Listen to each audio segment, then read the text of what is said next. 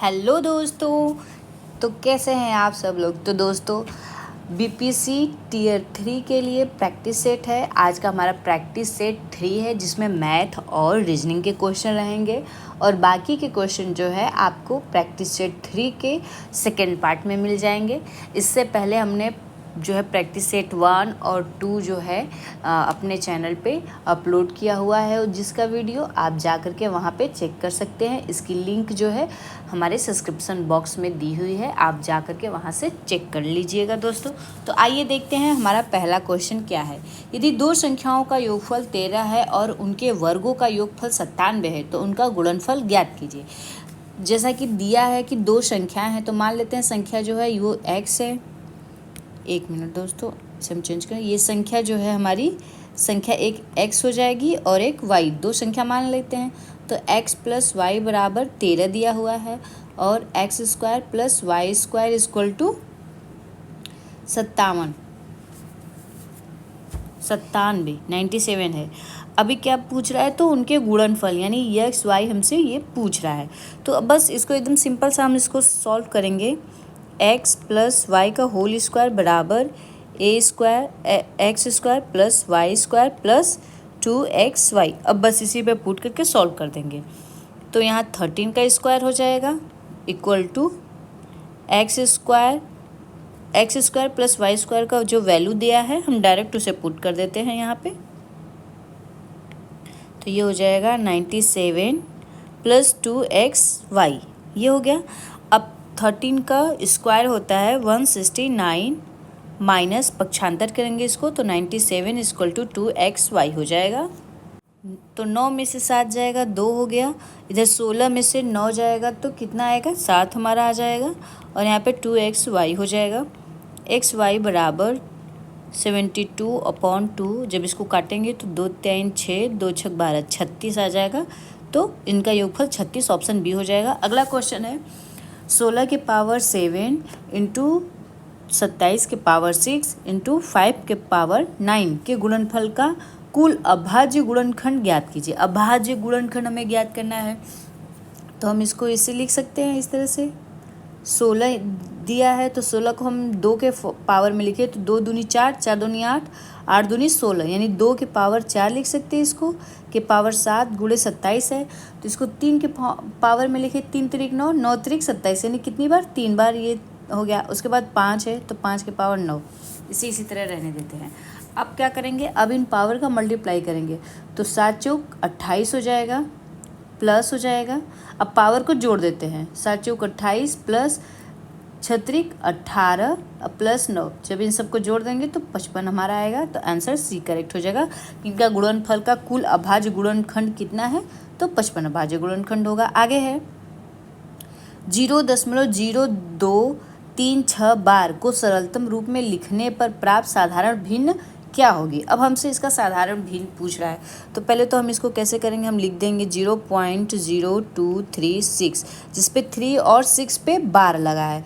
तो अब ये जानते हैं कि जिन पे बार लगा होता है उन्हें हम उसी तरह, जिन पे बार नहीं होता है उसे माइनस कर देते हैं। माइनस करके जिन पे बार लगा है उनको जो है 0 लिखते हैं और जिन पे नहीं लगा है उन पे 9 लिखते हैं। तो यहाँ पे 9900। अब इसको जब सॉल्व कर देंगे तो हमारा आंसर आ जाएगा।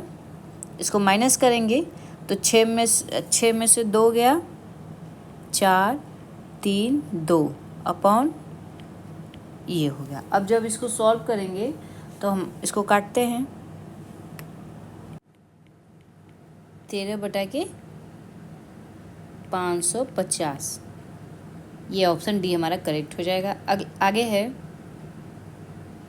अगला क्वेश्चन, ऐसी सबसे बड़ी संख्या ज्ञात कीजिए जिसके द्वारा 76, 151 और 226 को भाग करने पर प्राप्त होने वाले सभी शेष समान हो। तो सबसे पहले हम क्या करेंगे, सबसे बड़ी जो संख्या है उससे जो छोटी संख्या है उसको माइनस कर देते हैं। तो सबसे बड़ी 226 है, 226 माइनस 151 कितना आएगा, 6 में से 1 गया, 5 हो गया। और इधर 12 में से 5 गया, 7 हो जाएगा और इधर कट जाएगा तो कितना बचा, 75 बच गया। अब उसी तरह 151 में से जो है 76 माइनस करेंगे, अब कितना आएगा, तो 10 हो जाएगा, 10 में से 6 जाएगा, 4 और 1 5 हो जाएगा। और इधर जो है 4, तो 14 में से 7 जाएगा, 7 आ जाएगा। अब 226 में से 76 को माइनस कर देंगे, तो जब इसको माइनस करेंगे तो 6 में से 6 जाएगा, 0 हो जाएगा। और इधर 12 में से 7 गया तो 5 बचा, और ये 1 है तो 1। देखिए अब हम इसको लिख सकते हैं 150 को 75 गुणे 2 के फॉर्म में लिख सकते हैं। इसमें और इसमें इन तीनों में कॉमन क्या दिख रहा है, तो इन तीनों में एक ही संख्या कॉमन है। इन दोनों में 75 है, और यहाँ नीचे भी जो है हमारी 75 कॉमन दिख रही है। तो अब आप जान गए कि क्या इसका आंसर होगा, तो आंसर 75 हो जाएगा, क्योंकि यही कॉमन है तो इसी की वजह से आएगा। आगे है 4 अलार्म घड़ियाँ क्रमशः 3, 4, 5 और 8 मिनट के अंतराल पर बजती हैं। यदि वे एक साथ प्रातः 6 बजे बजती तो अब वे एक साथ कितने बजे बजेंगी। तो इसको सॉल्व करने के लिए हम इन सब का एलसीएम ले लेंगे। 3, 4, 5 और 8, इन सब का एलसीएम लेंगे। तो एलसीएम लेने पे कितना आएगा, तो एलसीएम लेने पे जो है 120 आ जाएगा। तो 120 आएगा, तो 120 ये क्या है, ये हमारा मिनट है। 120 मिनट, हम जानते हैं 1 घंटा में जो होता है 60 मिनट होता है। तो 120 मिनट है तो कितना घंटा होगा, तो 2 घंटा होगा। तो पहले कितने बजे बजी थी, तो पहले जो है 6 बजे बजी थी, और अब 6 में 2 और घंटे जोड़ देंगे तो 6 2 8 घंटे, यानी अब वो सुबह प्रातः 8 बजे बजेंगी। ऑप्शन ए करेक्ट हो जाएगा। अगला है, यदि एक वर्ग की भुजा का 30% बढ़ा दी जाए तो उसके क्षेत्रफल में वृद्धि की प्रतिशतता ज्ञात कीजिए। एक कोई वर्ग है और उसकी जो है एक भुजा बढ़ा दी जाती है, तो 30% उसकी एक भुजा को बढ़ाते हैं तो उसके क्षेत्रफल में कितने की वृद्धि होती है, यही बताना है। ये फार्मूला होता है प्रतिशत वृद्धि का, तो हम इस फार्मूले को यूज करके यहाँ पे इस क्वेश्चन को सॉल्व करेंगे। फार्मूला होता है प्रतिशत, एक मिनट दोस्तों, ये फार्मूला होता है हमारा प्रतिशत वृद्धि बराबर x plus Y plus XY upon 100, ये हमारा फार्मूला होता है। जहाँ पे अगर हम एक वर्ग बना लें तो इसे x और इसे y मान लें। चूँकि वर्ग की सभी भुजाएं समान होती हैं, तो ये दोनों साइड से 30% बढ़ रहा है, तो x भी 30 बढ़ रहा है, y भी 30 बढ़ रहा है, और यहाँ पे 30 गुणे 30 हो जाएगा, बटे के 100 हो गया। अब जब इसको जोड़ेंगे तो 30 30 60 हो जाएगा, प्लस 2 जीरो से 2 जीरो कट जाएगा, 3 3 9 हो जाएगा, यानी 69% की उसमें जो है उसके क्षेत्रफल में वृद्धि हो रही है। ऑप्शन सी करेक्ट हो जाएगा। अगला क्वेश्चन है, एक वस्तु का अंकित मूल्य 170 रुपये है और विक्रय मूल्य 130 रुपये है, छूट की दर ज्ञात कीजिए। छूट ज्ञात करने के लिए क्या करते हैं, छूट बराबर फार्मूला होता है छूट प्रतिशत बराबर अंकित मूल्य माइनस विक्रय मूल्य बटे के अंकित मूल्य। अंकित मूल्य कितना है, वस्तु में अंकित मूल्य 170 है और उसकी विक्रय मूल्य 130 है, बटे के 170। अब 130 में से 170 में से 130 घटाएंगे तो 40 बचेगा, 40 बटे के 170। अब 1 जीरो से 1 जीरो कट जाएगा। 1 मिनट, यहाँ पे 100 भी होता है, गुणे 100, थोड़ा सा हौच पौच हो गया, इसको नीचे लिख लेते हैं।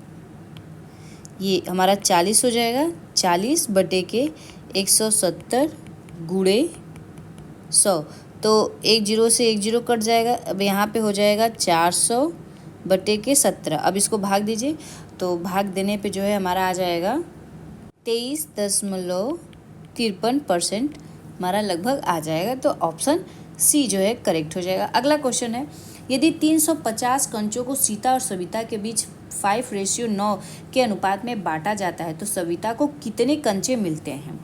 चूँकि 5 और 9 के रेशियो में तो मान लेते हैं कि 5 और 9 कंचे 5x और 9 कंचे मिले, और टोटल कितना है 350 है। अब जोड़ दीजिए, 9 5 14, x बराबर 350 हो जाएगा, तो x बराबर 350 बटे के 14। अब इसको काटिए, तो 14 दूनी 28, 2 बार जाए, यहाँ लिखते हैं 2 बार जाएगा, 28 हो जाएगा, तो 2 बार चला गया। अब फिर भाग देंगे तो यहाँ कितना आ जाएगा, 7 बचेगा। 14 दूनी 28, 35 में से 27 घटाएंगे तो 7, 28 घटाएंगे तो 7 बचेगा। तो यहाँ 70 हो जाएगा। तो 14 28 14 5 70, 5 बार जाएगा।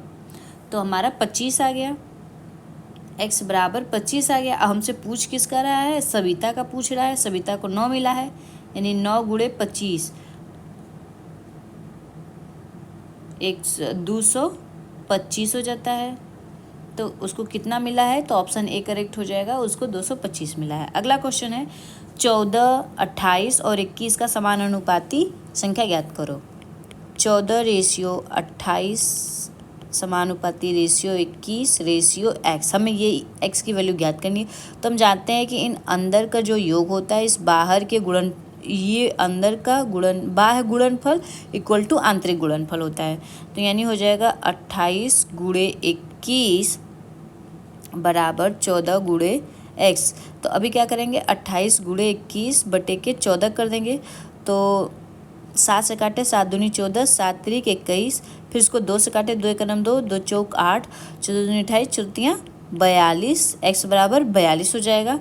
तो 42 बी ऑप्शन हो जाएगा। अगला क्वेश्चन है एक स्पोर्ट एक्सेसरीज की दुकान तुरंत पंजीकरण हेतु 200 के प्रवेश शुल्क के साथ एक दौड़ प्रतियोगिता का आयोजन करती है। वे 300 प्रविष्टियों की उम्मीद कर रहे थे और प्रतियोगिता के दिन केवल 200 हुए। उनकी 300 प्रविष्टियों की शुरुआत की अपेक्षा की तुलना में प्रवेश में उन्हें कितना कम पैसा मिला। चूँकि उन्होंने 200 की फीस रखी थी और 300 उम्मीद की थी, तो अब हम इसका मल्टीप्लाई करेंगे तो 200 गुणे 300 बराबर 3 दूनी 6000 हो जाएगा। इधर सैकड़ा 1 जीरो और 60,000, 60,000 हो जाएगा। मतलब उन्होंने उम्मीद की थी 60,000 की, लेकिन उन्हें मिला कितना, प्रतियोगिता के दिन केवल 200, यानी 200 तो थे ही, 200 के नोट थे, मतलब उनका जो है प्रवेश शुल्क था और 200 ही केवल उम्मीदवार आए। तो 2 दूनी 4, यानी 40,000 ही सिर्फ उनकी कमाई हुई। तो कितना उनको लॉस हुआ, तो उनको 20,000 का, अभी 6,000 में से 60,000 में से 40,000 माइनस करेंगे तो 20,000 ही बचेगा। तो बस 20,000 उनका लॉस हुआ है या कम पैसा मिला है। आगे है ई तथा एफ मिलकर एक कार्य को 10 दिन में करते हैं। देखिए ई प्लस एफ, ये दोनों मिल करके किसी कार्य को जो है 10 दिन में करते हैं। यदि ई अकेले जो है 30 दिन में करता है, तो बताइए एफ अकेले उसी कार्य को कितने दिन में करेगा। तो मान लेते हैं इन दोनों मिल करके ई और एफ 10 दिन में कर रहे हैं, ये अकेले 30 दिन में कर रहा है। तो हम इनका एलसीएम लेते हैं तो 30 आता है। तो 10 3 30 और 10 एकनम 30 एकनम 30, यानी ई और एफ मिलकर एक दिन में काम का 3 भाग करते हैं। ई अकेले कितना करता है, 2 भाग। तो अब हम इन दोनों के मिलने पर से ई का माइनस कर देंगे तो हमें एफ का पता चल जाएगा। तो एफ कितना करता है, 2। एफ काम का 2 भाग करता है, तो एफ अकेला उसी कार्य को कितने दिन में कर सकता है। तो हमसे एफ का पूछ रहा है कि कितने दिन में करेगा। तो 30 बटे के 2 हो जाएगा। तो कितना आएगा, 2 एकनम 2, 2 5 10, 15 दिन। कितने दिन में कर पाएगा, तो 15 दिन में वो कर पाएगा। ऑप्शन ए करेक्ट हो जाएगा। क्वेश्चन है 1 केजी मिश्र धातु में तांबे की मात्रा कितनी होगी यदि मिश्र धातु में 32% तांबा, 40% जस्ता और बाकी गिलट हो। तो आइए इसको सॉल्व करते हैं। कोई एक मिश्र धातु है, ये हो गई हमारी, यहाँ सॉल्व करते हैं। मिश्र धातु है, मिश्र धातु 1 केजी है, तो इसे हम जो है ग्राम में बनाते हैं। 1 केजी में 1000 ग्राम होता है।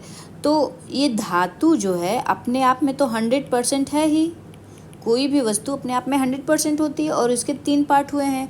32% जो है इसमें तांबा है और 40% जो है वो गिलट है, 40% जस्ता है, 40% जस्ता है और इसमें बच गया 28% गिलट, 28% जो है गिलत है।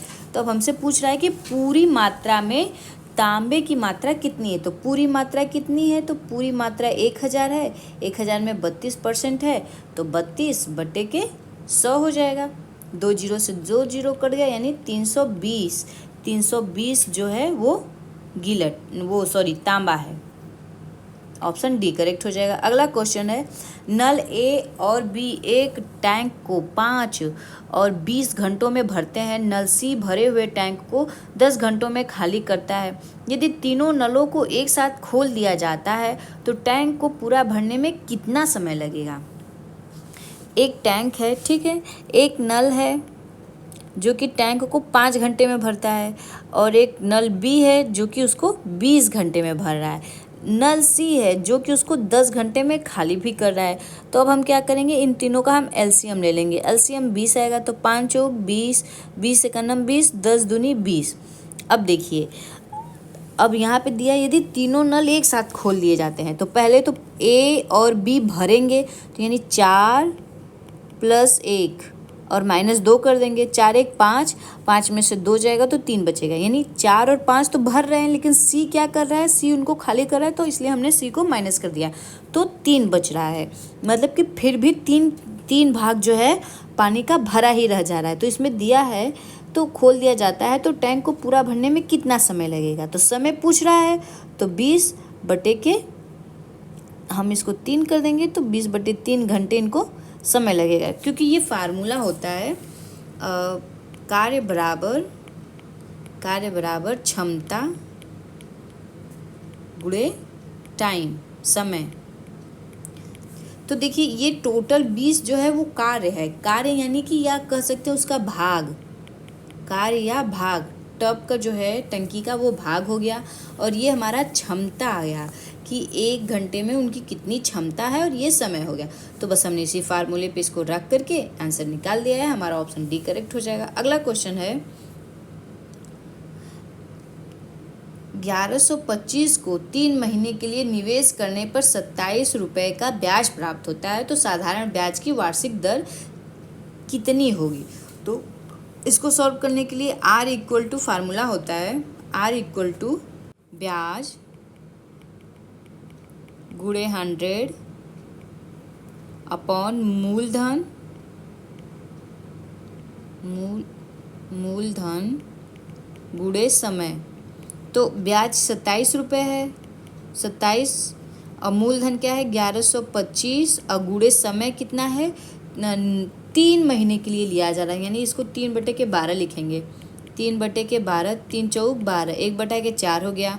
अब इसको काट देते हैं 5 से, 25 से, 25 चौका 100, 25 25 हम 125, तो ये हमारा जाएगा, बढ़ गया यानी 45 यहाँ पे हो जाएगा, काटने पे 45 हो गया। अब 4 से इस 4 का मल्टीप्लाई कर देंगे। 4 चौका 16 और 16 का मल्टीप्लाई जब करेंगे 27 में तो आ जाएगा 432 भागे 45। जब इसको सॉल्व करेंगे तो हमारा 9.6% आएगा। ऑप्शन सी करेक्ट हो जाएगा। अगला है 15वां क्वेश्चन, ए और बी की आयु का अनुपात 3 संबंधित 2 है। 10 वर्ष के बाद उनकी आयु का योग 10 हो जाता है, तो उनकी वर्तमान आयु कितनी है।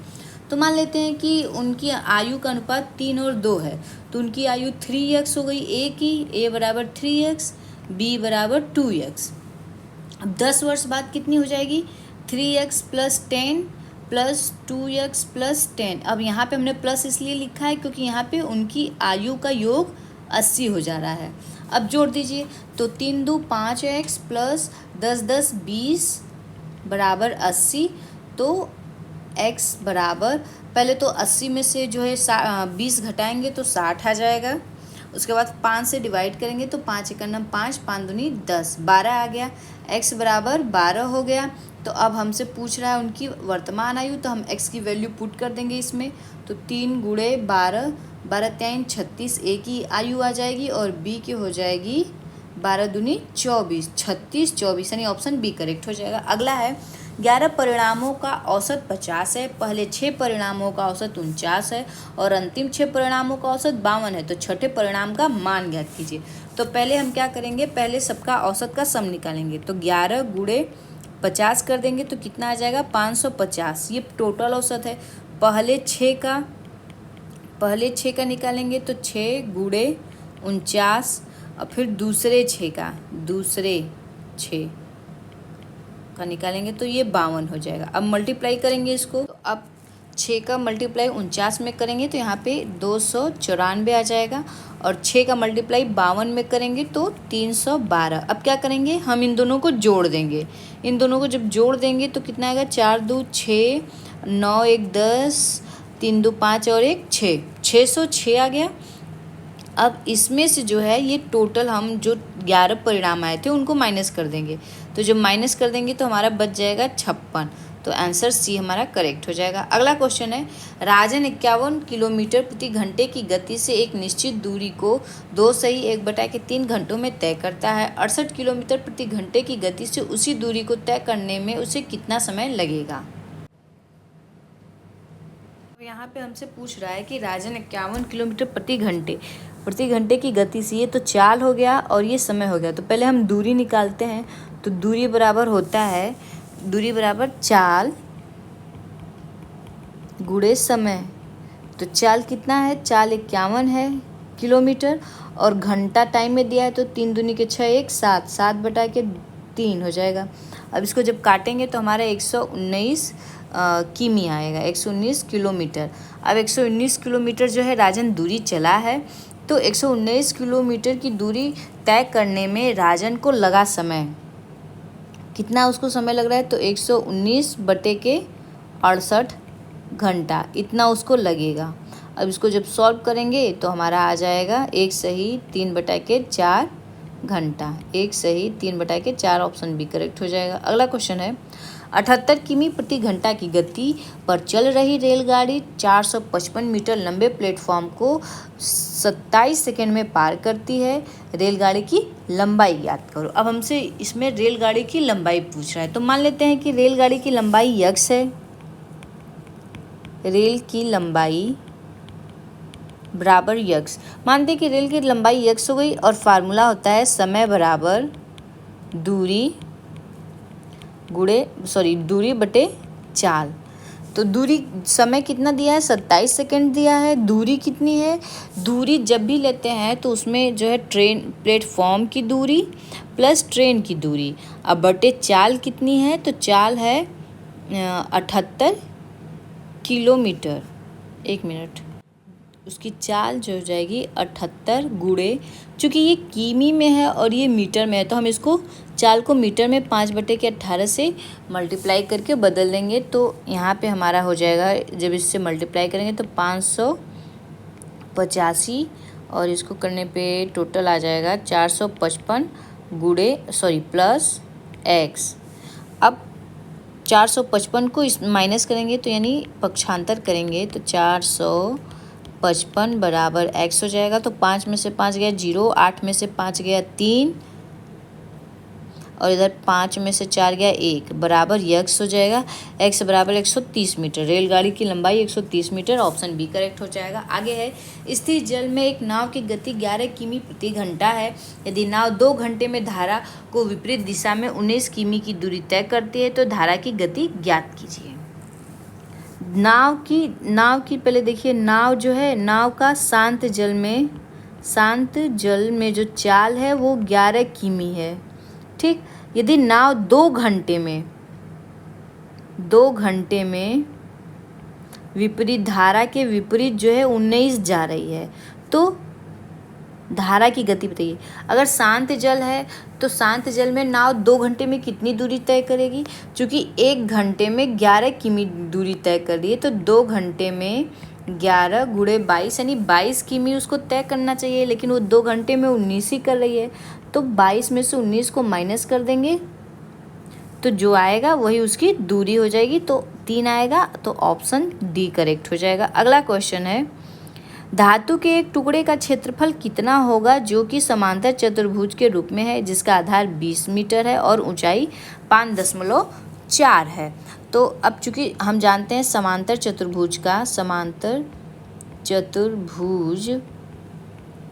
का क्षेत्रफल बराबर लंबाई गुणे,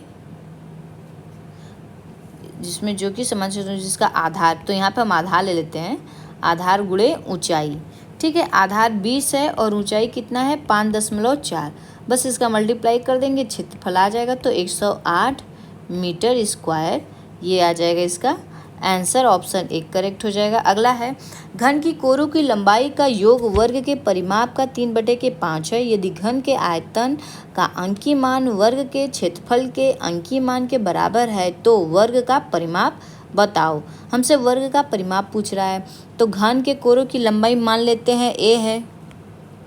घन के कोर बराबर a इकाई a हो गए।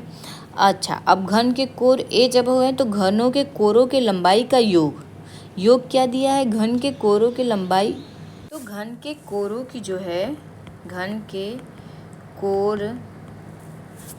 कोर की लंबाई का योग, अब योग निकालेंगे तो ये 12 हो जाएगा।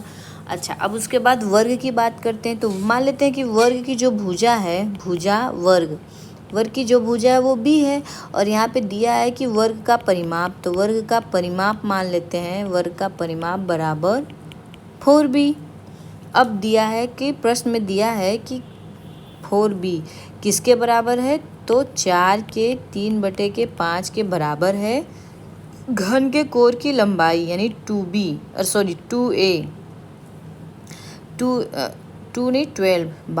12 ये बराबर है इसके। तो अब इसको जब सॉल्व करेंगे तो a बराबर आ जाएगा हमारा b/5। अब इसको काट दीजिए, 4 3 12, 12 से ये कट जाएगा तो 5, यानी b बराबर, यहाँ पे b होना चाहिए, b 4b, तो a बराबर b/5 हो जाएगा। अच्छा, उसके बाद दिया यदि घन के आयतन का अंकीय मान वर्ग के क्षेत्रफल के अंकीय मान के बराबर है तो वर्ग का परिमाप बताओ। अब जैसे यानी यहाँ पे a³ बराबर b² दिया है, तो यहाँ a³ बराबर b², तो यानी b/5 का क्यूब, a की वैल्यू यही है, बराबर b² हो जाएगा। अब b² हो जाने पे तो यहाँ पे हो जाएगा हमारा b³ बटे के 125 बराबर b², तो b से b कट जाएगा, यानी b बराबर 125 आ जाएगा, 125। अब वर्ग का परिमाप क्या होता है? वर्ग का परिमाप होता है 4 × भुजा, वर्ग परिमाप 4 × भुजा। तो b की वैल्यू कितनी है? 125। जब 125 से इसको मल्टीप्लाई करेंगे तो 500 आ जाएगी, 500 इकाई। ऑप्शन ए करेक्ट हो जाएगा। अगला है एक ठोस गोले की पृष्ठ का क्षेत्रफल कितना होगा जिसकी त्रिज्या 3.5 है? तो ठोस गोले के पृष्ठ 3.5 है, तो इसको अब हम सॉल्व करेंगे। तो ठोस गोले का पृष्ठ क्षेत्रफल क्या होता है? गोले के पृष्ठ क्षेत्रफल बराबर क्या होता है? 4πr², जहाँ पे 4 हो गया, पाई की वैल्यू 22/7 दी हुई है, और 8 का 3.5 गुणे 3.5 है। 1 मिनट यहाँ थोड़ा सा, 3.5। अब इसको जब सॉल्व करेंगे तो सॉल्व करने पे 154 सेंटीमीटर स्क्वायर आ जाएगा। ऑप्शन बी करेक्ट हो जाएगा। अगला क्वेश्चन है यदि a + b + c बराबर 16, ab + bc + ca बराबर 78 हो तो a³ + b³ + c³ - 3abc का मान बताइए। तो ये फार्मूले पे हम इसको रख के सॉल्व करेंगे। तो हमारा फार्मूला होता है, ये लिखते हैं, a + b + c का होल क्यूब बराबर a² + b² + c² plus 2ab + 2bc + 2ca, जहाँ पे a + b + c दी है 16, तो 16 का क्यूब प्लस 16 का cube equal to a² + b² + c² plus 2ab + 2bc + 2ca। अब यहाँ पे क्या करेंगे? तो 16 का स्क्वायर है, तो ठीक है, 16 का यहाँ पे हम ले लेंगे, तो यहाँ पे लिखेंगे 16 का स्क्वायर बराबर, इसको माइनस कर देंगे इस तरह से, पक्षांतर कर, नहीं पक्षांतर भी नहीं करते, अभी रहने देते हैं इसी तरह, a² + b² प्लस सी स्क्वायर। अब इसमें से कॉमन लेंगे तो इसमें से हम कॉमन 2 को ले लेते हैं, तो 2 जब कॉमन ले लिए तो यहाँ पे हो जाएगा a B plus B C plus C a, इतना कॉमन हो जाएगा। अब उसके बाद हम इसको पक्षांतर कर देते हैं, तो जब इसको पक्षांतर करेंगे तो यहाँ पे हो जाएगा 16 का स्क्वायर बराबर माइनस हो जाएगा -2 A B plus B C plus C A equal to A square plus B square plus C square.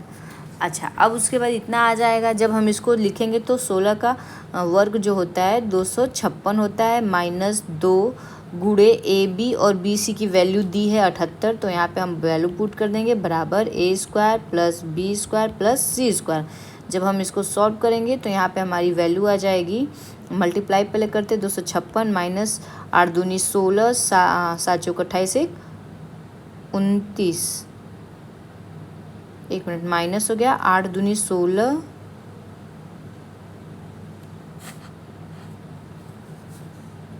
और यहाँ 8 यहाँ पे 15 हो जाएगा, 7 दूनी 14 1 15, 156 माइनस 256, तो 56 यानी कि यहाँ पे सीधे 100 बचेगा, यानी a square plus B square plus C square बराबर 100 आ गया। अब इसके आगे क्या करेंगे, अब इसकी वैल्यू पुट करेंगे, फॉर्मूले में पुट करेंगे, जो कि फार्मूला होता है a cube plus b cube plus c cube equal -3abc equal to a plus b plus c into a square plus B square plus C square minus दूसरे bracket में a B plus B C plus C a. अब बस इसी पे इसको put करते जाएंगे, तो यहाँ पे हम लिखेंगे इसको a plus b plus c equal to a plus b plus c, और दूसरे ब्रैकेट में हो जाएगा a square plus B square plus C square और minus a B plus B C plus C a. अब देखिए यहाँ पे जो वैल्यू हमारी दी हुई है ए प्लस बी प्लस सी की, ए प्लस बी प्लस सी की वैल्यू कितनी है, यहाँ हम देखते हैं हमारा क्वेश्चन ये 16 है, तो यहाँ पे हम इसकी वैल्यू 16 पुट कर देते हैं। A square plus B square plus C square 100 है, तो ये हो गया हमारा 100। उसके बाद minus a B plus B C plus C a B plus B C plus c 78 हो गया, 78 कर देते हैं। अब इन सब का यानी मल्टीप्लाई होगा, तो पहले 16 हो गया, अब इसको माइनस करते हैं, तो जब 78 माइनस 10 में से 8 गया 2 बचा, और इधर 9 में से 7 गया 2 बचा, 22 हो गया। अब 22 का मल्टीप्लाई 16 में करेंगे तो 352 आ जाएगा, ये हो गया हमारा आंसर 352, ऑप्शन बी हो गया। काफ़ी लंबा हो गया ये। अब आते हैं अपने अगले क्वेश्चन 24 नंबर पे। वेन आरेख व्यावसायिक प्रशिक्षण ABC लेने वाले कुल 50 छात्रों को दर्शाता है, जिसमें से प्रत्येक कम से कम एक प्रशिक्षण सत्र में भाग लेता है। कितने छात्र केवल 2 प्रशिक्षण सत्रों में उपस्थित हैं? हमें बताना है कि कितने छात्र हैं जो कि केवल 2 ही प्रशिक्षण में उपस्थित हैं।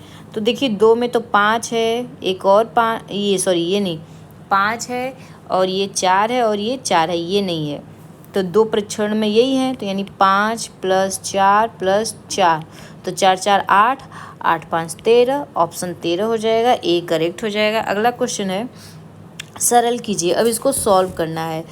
जैसे दिया है sine theta upon 1 - cos theta, इसकी वैल्यू हमसे पूछ रहा है। तो अब हम इसको क्या करेंगे, पहले तो इसमें इसके जस्ट हर में जो दिया है उसके अपोजिट से मल्टीप्लाई कर देते हैं, तो यानी 1 + कॉस थीटा से मल्टीप्लाई कर देने पे कॉस थीटा से, तो यहाँ हो जाएगा sign theta plus cos theta into sine theta upon यहाँ 1 - साइन थीटा 1 + कॉस थीटा हो जाएगा 1 - cos square theta, 1 - cos square theta हो जाएगा। प्रमेयीकरण हमने कर दिया यहाँ पे। अब इसके आगे क्या करेंगे, साइन थीटा इसमें से कॉमन ले लेते हैं। जब साइन थीटा कॉमन ले लेंगे तो यहाँ पे 1 + कॉस थीटा बच जाएगा अपॉन, यहाँ पे 1 - कॉस स्क्वायर थीटा बराबर साइन स्क्वायर थीटा होता है, साइन स्क्वायर थीटा, तो एक साइन से एक साइन कट गया, यानी 1 sine theta plus cos theta upon sine theta आ जाएगा। अब क्या करेंगे, 1 साइन थीटा बराबर क्या होता है, कोसेक कोसेक थीटा हो गया plus cos theta upon sine theta बराबर कॉट थीटा, यानी cosec theta plus cot theta, cosec theta plus option B correct हो जाएगा। आगे है त्रिभुज ए बी सी त्रिभुज पी क्यू आर के समान है यदि ए बी बराबर 5 सेंटीमीटर पी क्यू बराबर 3 सेंटीमीटर हो तो आर्क ए बी सी त्रिभुज में और upon arc P Q R का मान बताओ। हम ये जानते हैं कि किसी भी दो समरूप त्रिभुज के क्षेत्रफल का जो अनुपात होता है उनके संगत भुजा के वर्ग के अनुपात के बराबर होता है। तो अब त्रिभुज का क्षेत्रफल, तो क्षेत्रफल हम निकालेंगे तो त्रिभुज ए बी सी अपॉन त्रिभुज दूसरा क्या था पी क्यू आर। अब इन दोनों की संगत भुजाएं कितनी है, ये ए बी सी में 5 है, ए बी 5 है और पी क्यू 3 का जो है वर्ग ले लेते हैं तो 5 का वर्ग लेंगे तो 25 आ जाएगा, 3 का 9, तो बस ये 25/9 जो है हमारा आंसर हो जाएगा, ऑप्शन डी करेक्ट हो जाएगा। अगला क्वेश्चन है उस विकल्प का चयन करें जो तीसरे शब्द से उसी प्रकार से संबंधित है जिस प्रकार से दूसरा शब्द पहले शब्द से संबंधित है। प्रसिद्ध मतलब प्रख्यात, क्रोध मतलब गुस्सा, ऑप्शन डी करेक्ट हो जाएगा। अगला है उस विकल्प का चयन करें जो तीसरे पद के साथ उसी तरह से संबंधित है जिस प्रकार से दूसरा पद पहले पद से संबंधित है। हम देखेंगे, देखिए सी में 1 प्लस करने पे बी आ रहा है और ए में -2 करने पे सी आ रहा है, तो मतलब -2 कर दे रहे हैं। अब उसी के बाद इसमें जो है इसमें जो सी में -1 करने पे बी आ रहा है और ए में +2 करने पे सी आ रहा है और एन में -3, जब एन से 3 वापस जाएंगे तब क्या आ रहा है। तब उसी तरह डब्लू में जो है 1 माइनस करेंगे तो डब्लू से एक पीछे जाएंगे तो एक्स आएगा, डब्लू से एक पीछे जाएंगे तो WARDRO, यहाँ लिखते हैं WARDROBE, डब्लू से एक पीछे जाएंगे तो हमारा V हो जाएगा। अब इसमें -1 है, +2 करेंगे, A में 2 जोड़ देंगे, A के बाद BC तो C हमारा आ जाएगा। फिर इसमें से -3 करेंगे, R से -3 करेंगे तो O आ जाएगा।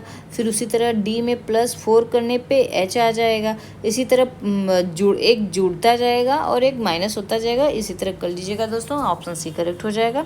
आगे है यदि अंग्रेजी वर्णमाला के प्रत्येक अक्षर को विषम संख्यात्मक मान दिया जाए जैसे A बराबर 1 B बराबर 3 तो रेडिकल शब्द के सभी अक्षरों का कुल मान कितना आएगा। मतलब जितने भी पॉजिटिव है उनको निगेटिव मतलब उनको जो है ऑड में कर देना है विषम संख्या में। तो अब देखिए पहले हम लिख लेते हैं इसको, यहीं से लिखते हैं ABCDEFGHI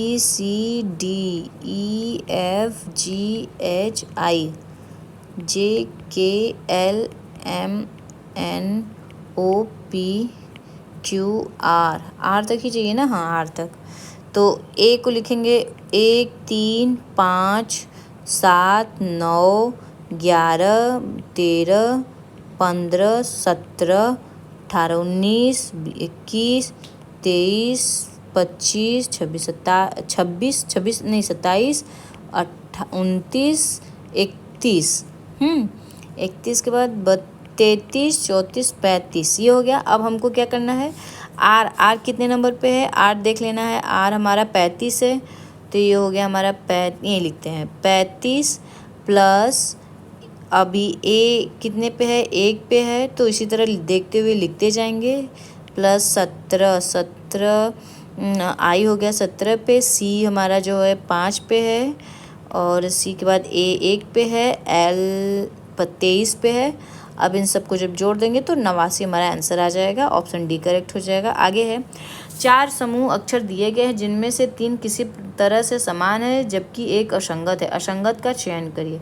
अब इसमें बताना है कि कौन सा एक जो है असंगत है, तो ऑप्शन सी जो है ये असंगत है। आगे बात करते हैं ऑप्शन अगले क्वेश्चन की, जिसमें 31 नंबर का क्वेश्चन है। दिया गया है कि नीचे दिए गए विकल्पों में से उस संख्या को चुनिए जो निम्नलिखित श्रृंखला में प्रश्न चिन्ह के स्थान पे आएगी। 105, 106, 114 और 141। उसके बाद कितना आएगा? तो 105 में अगर हम 1 का स्क्वायर करके जोड़ दें तो कितना? 106 ही आएगा। 1 का स्क्वायर 1 ही होता है। अब उसके बाद इसमें 106 में अगर 2 का स्क्वायर करें तो 4 हो जाएगा। 6 4 10 हो जाएगा। 10 6 4 नहीं, स्क्वायर इसमें नहीं, इसमें क्यूब करने पे जुड़ेगा। तो 2 दूनी 4, 4 दूनी 8 हो जाएगा। अब 8 जोड़ें तो 6, 8 में 6 जोड़ेंगे तो 6 14 हो जाएगा। तो 14 को 4 लिख देंगे, हाथ में लगा 1, 114। हाँ, ये तो ठीक है। अब इसमें क्या करेंगे? 114 में जो है 3 का क्यूब करेंगे। 3 का क्यूब तो यानी यहाँ भी 1 का क्यूब ही करना होगा। तभी 1 का क्यूब करो चाहे स्क्वायर करो, कुछ भी आप करो, 1 ही आता है। तो यहाँ से क्यूब से ही होगा। तो 3 त्रिक 9, 9 त्रिक 27। 114 में जब 27 जोड़ देंगे तो 7 4 11 और 2 1 3 1 4 141 आ गया। तो अब इसमें क्या करेंगे? इसमें 4 का क्यूब जोड़ देंगे। जब इसमें 4 का क्यूब करेंगे और उसको जोड़ेंगे तो ऑप्शन आ जाएगा सी, 205। आगे है, अक्षरों की उस श्रृंखला उन संयोजक का चयन करो जो कि अक्षर में दी गई अक्षर श्रृंखला के रिक्त स्थानों पर क्रमिक रूप से रखे जाने पर श्रृंखला को पूरा करेंगे। तो इसमें जो है ऑप्शन जो है हमारा करेक्ट हो जाएगा बी। आप इसको रख के और चेक करके देख लीजिएगा। निम्नलिखित प्रश्न में विकल्पों के प्रश्न मतलब यहाँ पे क्या भरना है यही हमको बताना है। तो इसको कैसे करें? इसको 3 दूनी 6 7 8 6 2 8। हाँ, इसको जो है ऐसे जोड़ देते हैं। पहले चेक करते हैं इसको। तो 10 1 11 हो गया। 11 गुणे 5, 11 5 55 आ रहा है। सही है। यानी पहले इन दोनों को जोड़ देंगे तो 10 1 11 हो जाएगा। 11 गुणे 5 करने पे 55 आ जा रहा है। तो इसी तरह 8 2 10, 10 3 30, 30 आ गया। तो 5 6 5 5 10 11, 11 गुणे 4 44 आ जाएगा। ऑप्शन बी करेक्ट हो जाएगा इसमें। अगला है, अमित तथा चिंटू एक ही बिंदु से चलना प्रारंभ करते हैं तथा विपरीत दिशा में 20 किमी चलते हैं। अमित बाईं ओर मुड़ जाता है और 20 किमी चलता है। मान लो कि दोनों यहीं से चलना प्रारंभ करते हैं, दोनों 20 किलोमीटर चले गए। ये अमित हो गया, ये चिंटू सी से, ये चिंटू हो गया। ये यहाँ पे चला, दोनों विपरीत दिशा में चलते हैं, चलना प्रारंभ करते हैं, 20 किमी चलते हैं। अमित बाईं ओर मुड़ जाता है। अमित जो है वो अपने बाएं तरफ मुड़ता है, तो अमित का बायां ये हुआ और 20 किलोमीटर चलता है। फिर चिंटू बाईं ओर मुड़ता है, तो चिंटू भी बाईं ओर मुड़ गया और 20 किलोमीटर, हाँ, चिंटू जो है बाईं ओर मुड़ता है और 20 किलोमीटर चलता है। तो ये 20 किलोमीटर ये चिंटू भी चल दिया। अब हमसे पूछ रहा है कि वे एक दूसरे से कितनी दूरी पर हैं। तो अब यहाँ से यहाँ तक की डिस्टेंस हमसे पूछ रहा है। तो इसको हम पहले इस तरह से निकाल लेते हैं। यहाँ से यहाँ तक दोनों की डिस्टेंस बताते हैं। तो 20 ये भी चला था, 20 ये भी चला था। तो अभी क्या करना है, हमको AC बताना है। तो हम इसको कर लेते हैं, पाइथागोरस प्रमेय से इसको सॉल्व करते हैं। तो AC बराबर, ये मान लो हमारा पॉइंट हो गया A यहाँ पे, यहाँ तक चला था, अब यहाँ पे आ गया। तो A और C यहाँ पे है। तो AC स्क्वायर बराबर हो जाएगा 40 का स्क्वायर प्लस 40 का स्क्वायर। 40 का स्क्वायर ये वाला हो जाएगा। यहाँ से ये जो डिस्टेंस यहाँ तक पूरी चली है, तो यहाँ से हम इसको लेंगे ऐसे हाफ करके, तो ये पूरी हाफ हो जाएगी। तो 20 तो ये है, फिर 20 ये पूरी डिस्टेंस 20 हो गई और ये भी पूरा डिस्टेंस 20 हो गया। अब हमको बस तो ये 20 इसका स्क्वायर यानी यहाँ पे हो जाएगा, यानी ये 20 40, ये भी 20 और ये भी 20 40 का स्क्वायर निकालना है। तो यहाँ पे हो जाएगा 40 प्लस 40। AC बराबर अंडर रूट में 40 प्लस 40 स्क्वायर हो जाएगा। तो अब यहाँ पे हो जाएगा 40 अंडर रूट 2 हो जाएगा। तो AC बराबर 40 under root 2, option B correct है। आगे देखते हैं, A B का भाई है। A जो है वो B का भाई हो गया, A B का भाई है। C D का पिता है, C D का पिता है। तो ये हो गया सी, जो कि डी का पिता है, ये इसका पिता है। ठीक, एफ ई की बेटी है, एफ, तो ई क्या है, ई एफ की माँ है। इसमें एफ ई की बेटी है, एफ किसकी बेटी है, ई की, यानी ई एफ की माँ है, ये हो गई माँ। अच्छा, ये ए भाई तो माइनस इसको दे देते हैं। अच्छा, बेटी होगी, एल डी के पिता का भाई है, एल जो है वो डी के पिता का भाई है। डी के पिता कौन है, सी, तो सी का भाई कौन है, एल, एल क्या हो गया, सी का भाई हो गया।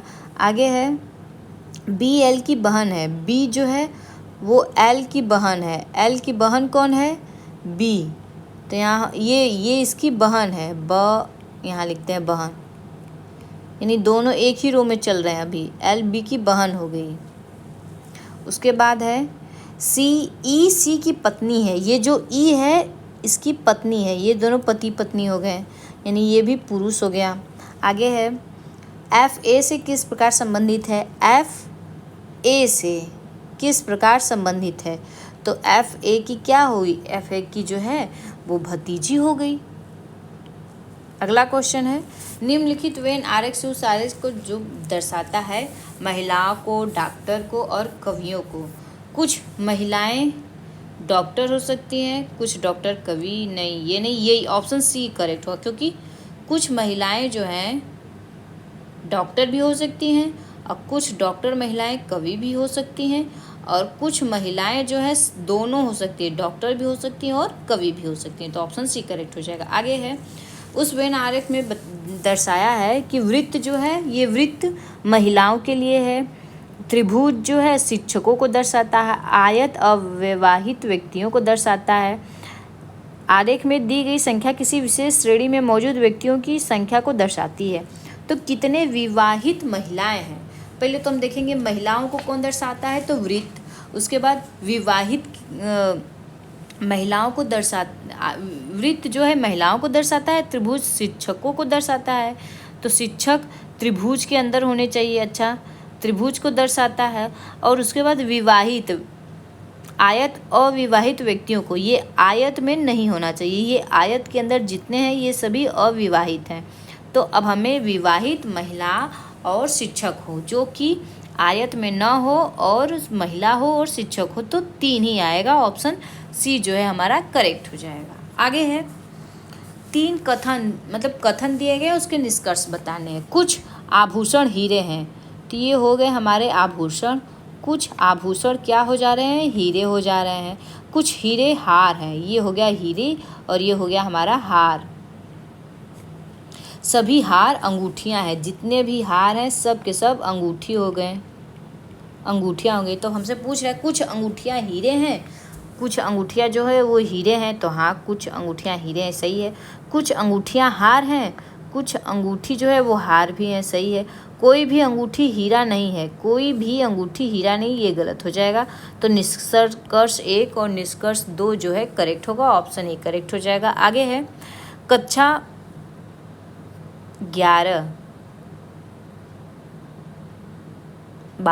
कक्षा 12 के विज्ञान के 39 छात्र एक ऑडिटोरियम में एक पंक्ति में बैठे थे। रोशन शुरुआत से 12वें स्थान पे था। ये एक पंक्ति हो गई जिसमें रोशन शुरुआत से मतलब इधर से 12वें स्थान पर था, अंत से किस स्थान, ऑडिटोरियम में बैठे हैं 39 टोटल, यहाँ से यहाँ तक जो है 39 बच्चे हैं। ये इधर से 12वें स्थान पे है, तो अंत से उसका स्थान बताना है। तो 39 12 ये है ही, अब इसको क्या कर देंगे, अंत से निकालने के लिए 39 में से 12 को माइनस कर देंगे, तो 9 में से 2 गया 7 बचा, और इधर 3 में से 1 गया 2, 27। चूँकि हमको इसका स्थान बताना है तो एक और इसमें जोड़ देंगे, तो ये हो जाएगा हमारा 28वां स्थान जो है उसका हो जाएगा। आगे देखते हैं 26 जनवरी 2012 को सप्ताह का कौन सा दिन पड़ेगा। चूँकि 26 जनवरी 2012 को विषम दिन निकालना है, तो अब हम इसको लिए क्या करेंगे, दोस्तों इसे छोड़ देते हैं, आप इसे स्वयं कर लीजिएगा, हम लोग आगे बढ़ते हैं। अगला है, एक निश्चित कूट भाषा में टाइगर को 18 7 5 3 16 लिखा जाता है, उसी कूट भाषा में लेपर्ड को क्या लिखेंगे। अच्छा, अब हम देखते हैं कि इसको किस कूट भाषा में लिखा गया है। टी को TIGER, इसको 18 टी का क्रमांक होता है 20, लेकिन यहाँ पे है इसका 18, यानी -2 किया है। आई का होता है 9, लेकिन यहाँ पे है यहाँ पे 7, यानी माइनस, सब में 2 2 2 2 जो है माइनस करता जा रहा है। तो बस हम इसी तरह एल से 2 माइनस कर देंगे तो 10 आ जाएगा, यानी कि 10 नंबर पे होता है। एल से माइनस करेंगे तो 10 आ जाएगा। एल चूँकि 12 पे, तो 10 इसमें भी है और इसमें भी है, तो कौन सा हमारा होगा। अच्छा, इसमें भी है। उसके बाद देखते हैं ई नंबर 5 पे होता है, तो 5 में से 2 माइनस करेंगे तो 3 आना चाहिए, तो 3। तो हमारा ये जो बी ऑप्शन करेक्ट हो जाएगा, ए नहीं होगा, सॉरी डी नहीं होगा, बी करेक्ट हो जाएगा। आगे देखते हैं, उत्तर आकृति बतानी है कि कौन से प्रश्न आकृति में जो है आएगी कि हमारी उत्तर आकृति हो जाए। तो इसको बताने के लिए हम लोग देखेंगे और इसमें ऑप्शन ए करेक्ट हो जाएगा। आगे है, निम्नलिखित आकृति में कितने त्रिभुज हैं। हमें त्रिभुज बताना है, तो पहले हम इसको बताते हैं कि कितने त्रिभुज हैं। तो पहले तो देखिए 1 2 3 4 हो गए, 4, और इधर भी 1 2 3 4,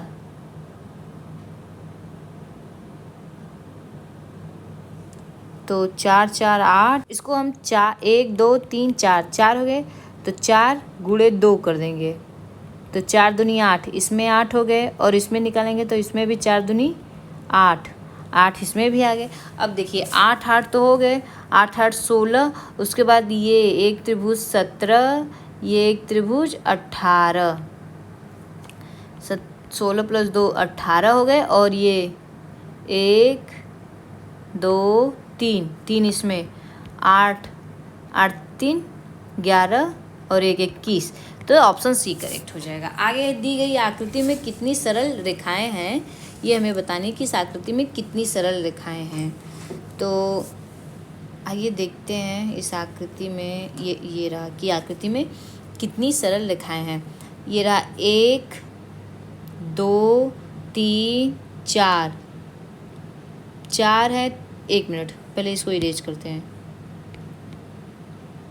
अब देखिए इसमें एक वर्ग जो है, वर्ग में 4 रेखाएं हैं, तो 4 4 8 हो गई इसमें, और ये एक 4, फिर ये एक हो गई 5 हो गई ना, 5 6 7 8 9 हो गई। और कौन सी बाकी है, इसको एक बार फिर से करते हैं, रुक जाइए।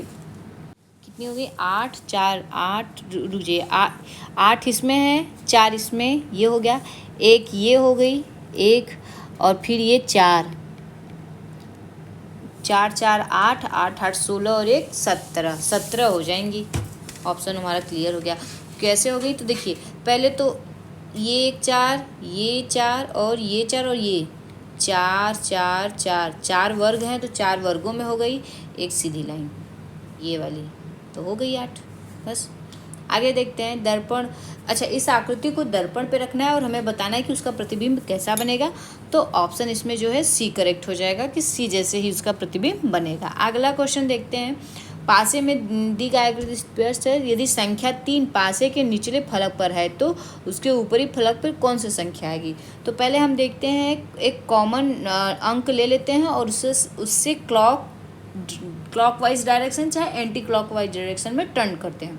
तो हम 1 ले लेते हैं, 1 5 4, यहाँ से भी 1 लेंगे और क्लॉकवाइज डायरेक्शन में इसको टर्न करेंगे तो आएगा 1, उसके 1 आया, 1 से फिर यहाँ एरो लगाएंगे, 1 से शुरू किए तो 3 6।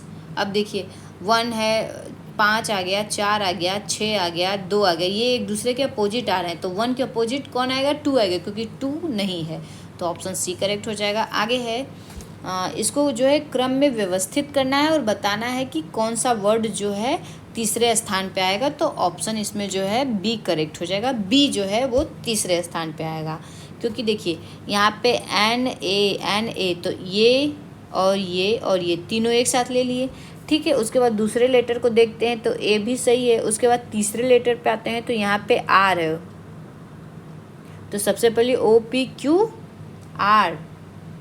आर आता है, आर हो गया ये पहले नंबर पे, ये भी पहले नंबर पे हो गया। अच्छा आर, उसके बाद चौथे लेटर पे आते हैं तो ये पहले पे हो जाएगा, ये दूसरे पे और ये तीसरे पे, तो हमारा ऑप्शन बी ही करेक्ट रहेगा। आगे है निम्नलिखित गतिविधियों को तार्किक और सार्थक क्रम में व्यवस्थित करें।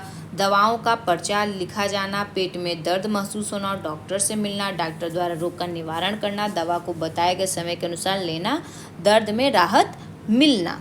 तो इसमें हमारा ऑप्शन सी करेक्ट हो जाएगा कि पेट में पहले दर्द महसूस होगा, फिर दर्द महसूस होने के बाद आप क्या करेंगे, डॉक्टर से मिलेंगे। आप इसी तरह मिला लीजिएगा, ऑप्शन सी ही करेक्ट होगा। आगे है अक्षरों का प्रयोग करके कौन सा अक्षर नहीं बनाया जा सकता है। ये तो बन जाएगा यस LM है, ये हो गया। ये सी ऑप्शन नहीं हुआ क्योंकि इसमें आर है, जो कि इसमें आर कहीं भी नहीं दिया हुआ है। आगे है नीचे दिए गए समीकरण को गणित के अनुसार सही क्रम बनाने के लिए कौन से दो चिन्हों को आपस में बदलेंगे। तो इसमें 50 नंबर के क्वेश्चन में जो है ऑप्शन सी करेक्ट होगा। डी नहीं, बी नहीं, सी, ऑप्शन सी जो है करेक्ट हो जाएगा। आगे क्वेश्चन है 51 नंबर का, पढ़ के निष्कर्ष बताना है। सभी लकड़ी कुर्सी हैं, तो ये हो गई लकड़ी और ये सभी लकड़ियाँ क्या हैं, कुर्सी हैं। उसके बाद सभी कुर्सियाँ नीली हैं, सभी कुर्सी नीली हो गई। फिर है कोई भी कुर्सी मेज नहीं है, ये कुर्सी क्या है, मेज नहीं है। कुछ मेज नीले हैं, तो मेज कहाँ है, मेज, कुछ मेज नीले हो सकते हैं, हाँ कुछ मेज नीले हो सकते हैं, क्योंकि नहीं कुर्सी में है, मेज में नहीं। ये मेज यहाँ भी बन सकता है, यहाँ भी बनने की संभावना है, तो ये सही है। कोई भी लकड़ी मेज नहीं है, हाँ तो सही है, कोई भी लकड़ी जो है वो मेज नहीं है, क्योंकि लकड़ी जो है कुर्सी के अंदर है, तो ये भी बात सही है। कुछ नीली लकड़ी है, कुछ नीली जो है वो लकड़ी है, तो ये भी ऑप्शन सही है, यानी हमारा ऑप्शन सी करेक्ट हो जाएगा। निष्कर्ष 1, निष्कर्ष 2 और निष्कर्ष 3 तीनों ही इसके अनुरूप हैं। तो आज के वीडियो में इतना ही दोस्तों, हम आपसे मिलेंगे इसके नए अगले पार्ट में। तो हमारे वीडियो को लाइक करिए, हमारे चैनल को सब्सक्राइब करिए और